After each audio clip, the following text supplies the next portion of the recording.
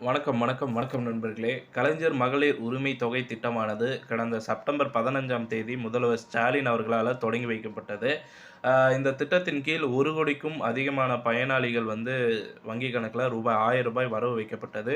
இதற்கிடையில உரிய தகுதி இருந்தும் விண்ணப்பங்கள் நிராகரிக்கப்பட்டதா பரவலாக கூறப்படுது.